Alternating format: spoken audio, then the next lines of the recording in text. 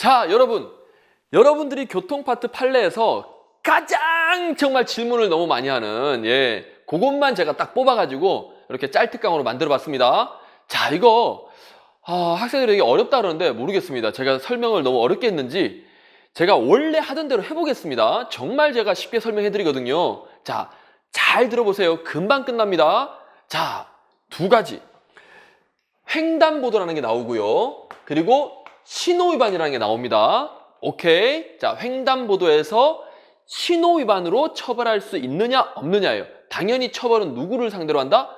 운전자, 가해자를 어떻게 처벌할 것이냐 이거예요. 자, 이 사건이든 둘 다 가해자가 잘못하긴 잘못했습니다. 그런데 우리가 처벌을 할 때 예를 들어서 형법으로 따진다면 상해죄로 처벌할 거냐 폭행죄로 처벌할 거냐 죄명이 다르잖아요. 뭔 말인지 아시겠습니까? 그래서 검사가 기소를 잘해야 되겠지요. 오케이. 여기도 마찬가지입니다. 자, 일단 중요한 것은 무슨 위반이다? 신호위반이다. 신호위반으로 지금 가해자를, 즉 운전자, 가해 운전자를 처벌하고자 하는 거예요. 자, 첫 번째 사례입니다. 요거. 자, 횡단 보행자용. 이미 끝났습니다. 사실은. 자, 집중하세요.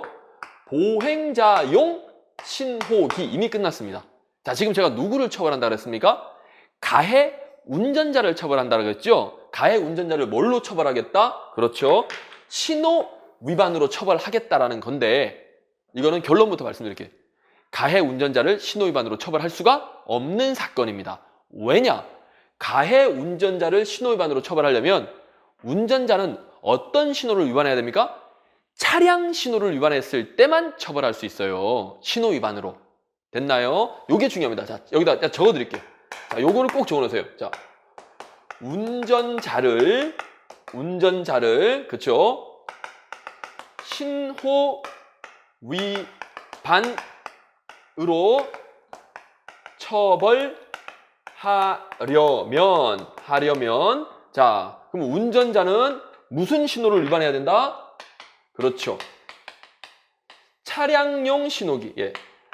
차량용 신호기를 위반했을 때 차량용 신호기를 위반했을 때만 신호 위반으로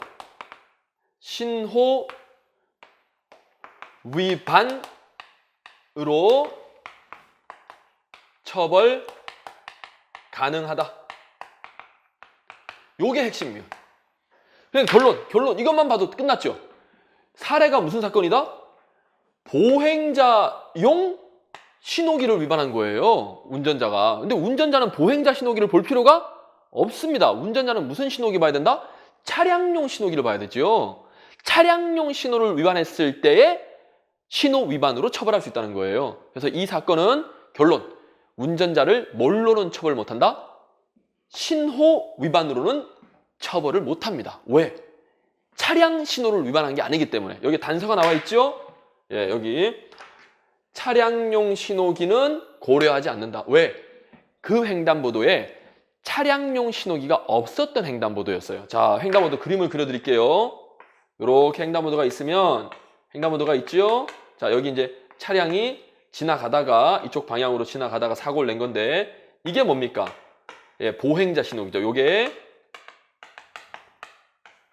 보행자 신호기고요. 자, 보통 여기 위에 또는 이 옆에라도 이렇게 해가지고 아이고 불 모양이 차량용 신호기 있죠. 예, 노란 불도 있고 예, 요렇게 돼 있거나 아니면 요렇게 돼 있거나 요런 것들이 뭐다? 차량용 신호기 걸랑요. 그런데 이 사건에서는 이게 없었다라는 거예요. 이게 없었다고. 그래서 여기가 녹색이었으면 학생들이 상상을 하겠죠. 아, 그러면 차량용 신호기는 빨간불 아니었겠습니까? 그러니까 여기가 빨간불이니까 차가 지나가면 안 되지요. 그러니까 빨간불인데 지나갔으니까 차량을 신호위반으로 처벌할 수 있지 않습니까? 그건 네 생각이고요. 지금 여기 판례에서는 차량용 신호기에 대한 언급이 없다고요. 고려를 안 한다고요.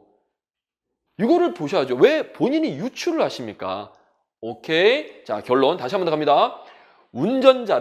운전자를 그렇죠? 가해 운전자를 신호 위반이라는 죄명으로 처벌하려면 어떤 신호를 위반해야 된다? 차량용 신호기를 위반해야지만 신호위반으로 처벌 가능합니다. 근데 이 사건에서는 결론, 차량용 신호기 위반에 대한 언급이 없어요.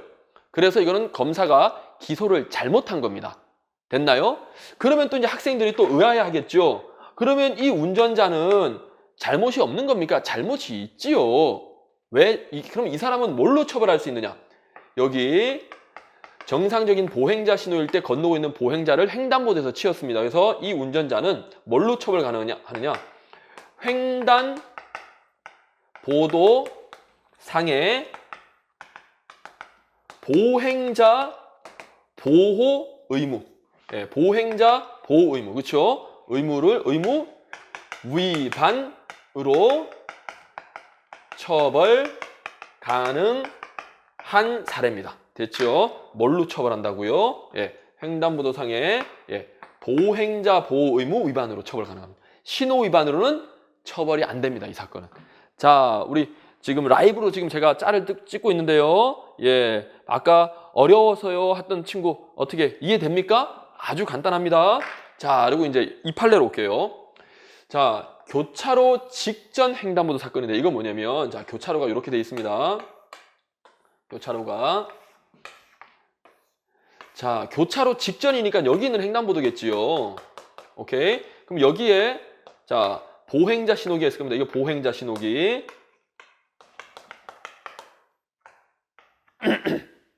자, 이 중앙선이고요. 차량이 자, 요렇게 우회전 하려다가 사고가 났습니다. 자, 그런데 교차로에, 자, 횡단보도에는요, 이렇게 보행자용 신호기만 있으면 안 되고 차량용 신호기도 원래 있어야 됩니다. 근데 교차로에는 횡단보도용 차량 신호기하고 또 교차로 차량 신호기가 있죠. 교차로 차량 신호기. 그럼 이게 두 개가 겹치면 너무 헷갈리니까 횡단보도용 차량 신호기를 따로 설치하지 않고 교차로 차량 신호, 요게 교차로 차량 신호기입니다. 얘가 뭐다? 횡단보도용 차량 신호기의 역할을 동시에 같이 합니다. 여기까지는 이해됐을 거예요. 자, 그래서 결론. 자, 제가 색깔을 칠해드릴게요. 여기가 녹색이고 여기가 빨간불이면 어떻게 한다? 이 차량은 가야 된다, 가면 안 된다? 가면 안 됩니다. 근데 이 중에 또 이제 상상력이 풍부한 운전 좀 한다는 친구들이 뭐 하냐면, 선생님, 교차로 신호기가 자, 빨간불이라 하더라도 우회전 할 수 있지 않습니까? 우회전 가능하지 않습니까? 그러니까 이건 신호위반 아니지 않습니까? 그래요. 네 말 맞아요. 근데 그러면 보행자 신호기 녹색인데 이건 보행자 언제 건너가? 차가 막 우회전하면?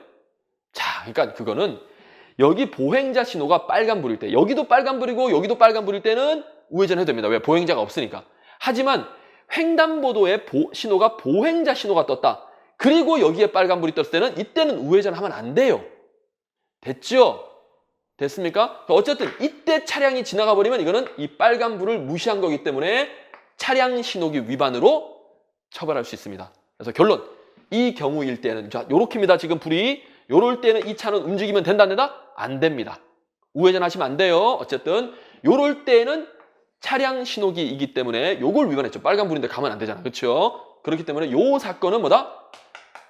신호 위반으로 운전자 처벌 가능합니다. 예, 운전자를 신호 위반으로 처벌 가능한 사례입니다. 됐죠? 그래서 자, 시험에 대비해서는 이제 간단하게 이게 딱 상상 끝났으니까 교차로 직전 횡단보도 사건일 때는 뭐다? 신호 위반 성립됐고요. 자, 그리고 여기 보행자용 신호기란 말이 나왔다라면 이거는 뭐다? 신호 위반으로 처벌할 수 없다. 차량용 신호기가 아니기 때문에 끝! 어때요? 딱 10분 채 안 되는 시간에 설명 끝내드렸습니다. 여기까지입니다. 오케이!